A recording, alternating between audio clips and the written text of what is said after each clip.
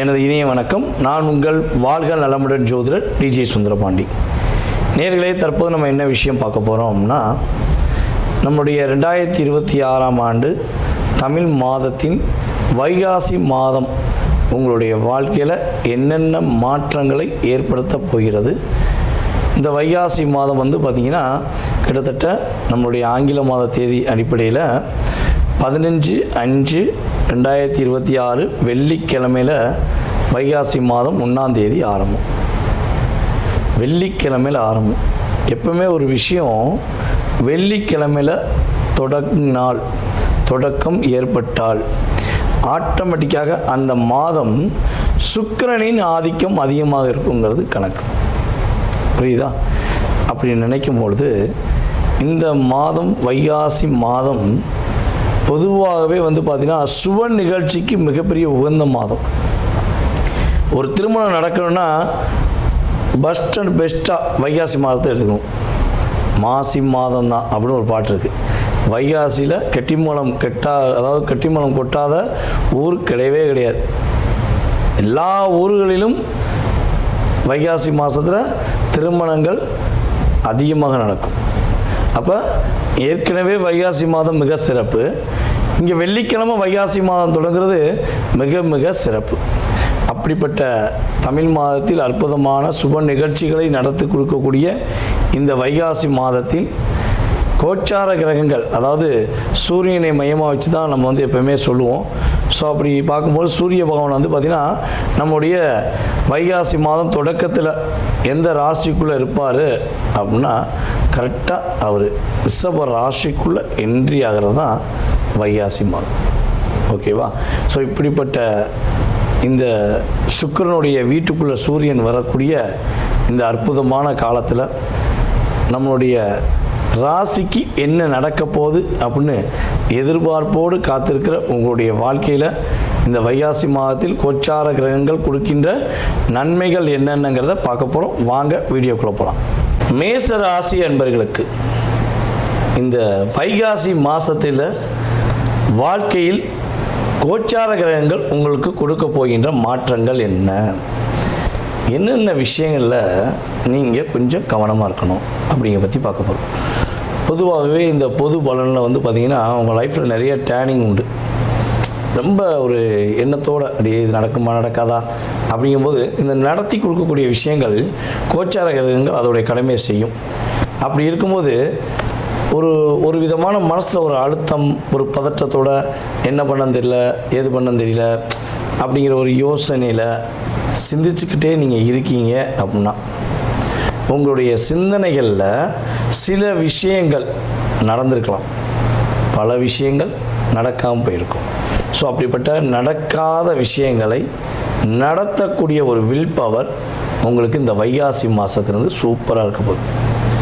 அதே போல் யாரெல்லாம் அரசாங்கம் சார்ந்த வேலை, அரசாங்கம் சார்ந்த டெண்டர் எடுத்து பண்ணுறது, அரசாங்கம் சார்ந்த விஷயங்களில் தன்னை டெவலப் பண்ணணும்னு ஆசைப்படுறீங்களோ உங்களுடைய எதிர்பார்ப்பு அப்படியே நிறைவேறப்போகுது.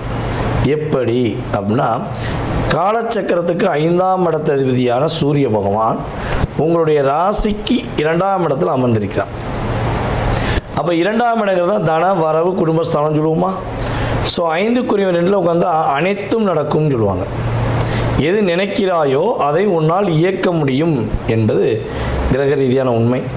ஸோ அரசாங்க வேலைக்கு முயற்சி எடுத்த அரசாங்க வேலை, அரசாங்கம் சார்ந்த ஒரு உதவித்தொகை பெறணும்னா நம்முடைய மேசராசியில் ஒரு 50 வயதுக்கு மேலே இல்லை ஒரு 60 வயதுக்கு மேலே உதவித்தொகை பெறலாமா, பல தடவை ட்ரை பண்ணேன் கேன்சல் ஆயிடுச்சு அப்படின்னு நினைக்கக்கூடிய நம்முடைய மேசராசி என்பவர்களுக்கு உறுதியாக வீடு தேடி காலிங் பெல் அடித்து நீங்கள் ஏற்கனவே மூவ் பண்ணீங்கள அப்படின்னு உங்கள் கையில் கொடுக்கக்கூடிய அந்த ஆதாரம் கொடுக்கக்கூடிய பாக்கியம் உண்டு. திருமணம் சார்ந்த விஷயங்களுக்கு பல முயற்சி எடுத்துட்டேன், வரன் பார்த்துக்கிட்டே தாங்க இருக்கேன். நான் பார்த்து ஓகே பண்ணால் அவங்க ஓகே பண்ண மாட்டேங்க, அவங்க பார்த்து ஓகே பண்ணால் எனக்கு பிடிக்க மாட்டேங்க அப்படின்னு ஒரு குழப்பத்துக்குள்ளேயே இருக்கும். திருமண நிகழ்ச்சிக்கு இது சரியான நேரமா அப்படின்னா வைகாசி மாதத்தில் பந்தல் ஒன்று கெட்ட போனேன், வாழை மரம் 2 கெட்ட போனண்டி அப்படின்னு ஒரு பாட்டுக்கு தெரியுங்களா? நான் பாட்டு உங்களுக்கு அதிகமாக தெரியாது, 2 வரி தான் புரியும். நீங்கள் பாயிண்ட் எடுத்துக்கோங்க, சரியா? அதே மாதிரி தான் இந்த வைகாசி மாதத்தில் 2 வாழை மரம் ஜம்முன்னு கெட்ட போகிறீங்க. அதுக்கு என்ன செய்யணும்? நீங்கள் ஃபஸ்ட்டு மைண்டில் செட் பண்ணணும், நம்ம கேட்ட வரன் வரும் அப்படின்னு நினச்சி கிட்டத்தட்ட இந்த வைகாசி மாதம் பிறந்த உடனே ஒவ்வொரு வெள்ளிக்கிழமையும் சுக்கிர ஓரையில் உங்கள் வீட்டு பக்கத்தில் இருக்க மகாலட்சுமி தாயாரை போய் பார்க்கணும். பார்த்தீங்க அப்படின்னா திருமணம் உறுதியாக நிச்சயிக்கப்படும் என்பது உண்மை. வீடு மனை வாங்கலாமா, அதற்கான யோகம் இருக்கா அப்படின்னா உறுதியாக இந்த வைகாசி மாதத்தில் சில மேசராசி என்பர்கள் பூமி பூஜை பண்ணுவீங்க. சில மேசராசிக்காரங்க சொந்த வீட்டுக்குள்ளே போய் இருந்துருவீங்க. அந்த அளவுக்கு உங்களுடைய கோச்சார கிரகங்கள் உங்களுக்கு வலிமையை கொடுக்குது. சுய ஜாதகமும் தெளிவாக இருந்தால் உங்களை அடிச்சுக்க யாரும் கிடையாது. நான் 2ஆம் இடத்துல சூரியங்க அற்புதமாக இருக்கும். புரியுது உங்களுக்கு? சிறப்பாக இருக்க போகிற ராசியில் முதன்மையான ராசி நீங்கள் தான். வியாபாரம் பண்ணியிருக்கேங்க, வரவுக்கு மேலே செலவு போகுது. எவ்வளவோ முயற்சி பார்த்துட்டேன். அதாவது நம்ம வச்சுருக்க வேலைக்காரங்க ஃபுல்லாக நம்மளை எப்படி உணர்ச்சிப்பட வச்சு அதில் குளிர்காயலாம்னு நினைக்கிறாங்களே, இவங்களை எப்படி கண்ட்ரோல் பண்ணலாம் அப்படின்னா ஒரே ஒரு விஷயம். உங்கள் வீட்டு பக்கத்தில் சிவன் கோயிலில் உள்ள சனீஸ்வர பகவானை போய் பாருங்கள். ஆட்டோமேட்டிக்காக அவங்க வேலையாட்கள் உங்கள் பேச்சை கேட்பாங்க. இது இந்த மாதம் ஸ்டார்ட் பண்ணி பாருங்கள், எப்படி இருக்குன்னு அடுத்த வட்டம் ஃபீட்பேக் கொடுங்க. எத்தனை வேலையாட்களாக இருக்கட்டும் எல்லாருடைய பேருக்கு நீங்கள் அர்ச்சனை பண்ணுங்க. அவங்க பேருக்கு நீங்கள் அர்ச்சனை பண்ணுங்கள். நீங்கள் பண்ணுறனாலே ஆட்டோமேட்டிக்காக அந்த பிரபஞ்சம் உங்கள் கண்ட்ரோலில், உங்களுடைய அன்பின் கண்ட்ரோலில் ஆட்டோமேட்டிக்காக கொண்டு வந்து கொடுக்கும். உங்கள் வேலையாட்கள் உங்கள் பேச்சை கேட்பாங்க. வியாபாரத்தில் வெற்றி உண்டு. இவ்வளோ நன்மை இருக்குது. ஏதாவது கவனம் இருக்கணுமா அப்படின்னா உறுதியாக ஒரு சில கிரகங்கள் உங்களுக்கு கவனத்தை வலியுறுத்துகிறது அப்படிங்கிறது உண்மை. இப்போ நீங்கள் வேகமாக வண்டியில் போயிருக்கீங்க. சில பேர்லாம் வந்து பார்த்தீங்கன்னா பார்த்துக்கலாம் அப்படின்னு ஹெல்மெட் போடாமல் போவீங்க.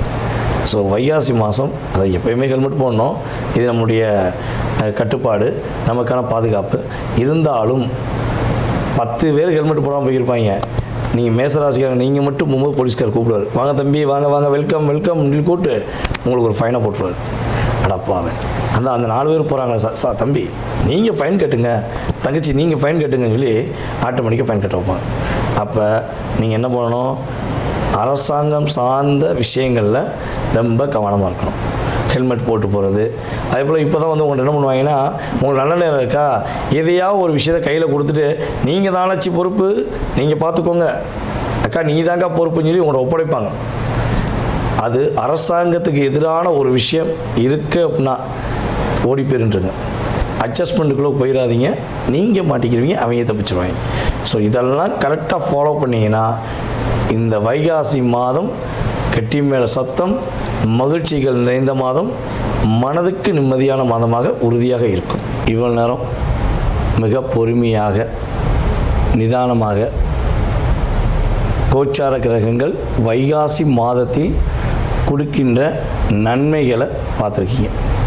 இப்போ உங்களுடைய ராசியில் நீங்கள் என்னென்ன விஷயங்களில் சிறப்படைய போகிறீங்க, என்னென்ன விஷயங்களில் நீங்கள் கவனமாக இருக்குங்கிறத பொதுவாக மாத பலன்கள் விஷயங்களில் நீங்கள் தெரிஞ்சுக்கிட்டீங்க. ஓகேவா? இது வந்து பொதுவாகவே பொது பலன் தான். நான் திரும்ப திரும்ப சொல்கிறதுக்கு என்னென்னா, சார் எனக்கு அது நடக்கலை, சார் எனக்கு இது நடக்கலை, எனக்கு அப்படி இருக்கும், நான் இப்படி எல்லாம் நடக்கும். அதுக்கு உங்கள் சுயஜாதகம் ஃபஸ்ட்டு வேணும். ஓகேவா? ஸோ அப்போ பொது பலன் அப்படிங்கிறது ஒரு மனிதன் வந்து பசியில் இருப்பார். ஒரு பெண்ணாக இருக்கட்டும் ஆணாக இருக்கட்டும், ரொம்ப பசி, சாப்பாடு சாப்பிடாம மிகப்பெரிய பசியில் இருக்கவங்களுக்கு அந்த ஊரில் ஹோட்டலே இல்லைன்னு வச்சுக்கோங்க. நீங்கள் ஆண்டுவே ஹைவேல போய்க்கிறீங்க, ஹோட்டலே இல்லை, ஏதாவது ஒரு ஹோட்டல் வந்துடாதான் பார்த்துட்டே இருக்கும்போது அப்படியே ஒரு டீ கடை வரும். ஆஹா, டீ கடை வந்துச்சு, ஒரு காப்பியை குடிப்போம், ஒரு டீயை குடிப்போம், ஒரு பண்ணை வாங்கி சாப்பிடுவோம், பிஸ்கட் சாப்பிடுவோன்னு ஒரு சற்று தன்னுடைய ஹெல்த்துக்காக, வயிறு பசிக்காக அப்படி லைட்டாக சாப்பிட்டுட்டு உற்சாகமாக சொல்லக்கூடிய சூழ்நிலை வருது பார்த்தீங்களா?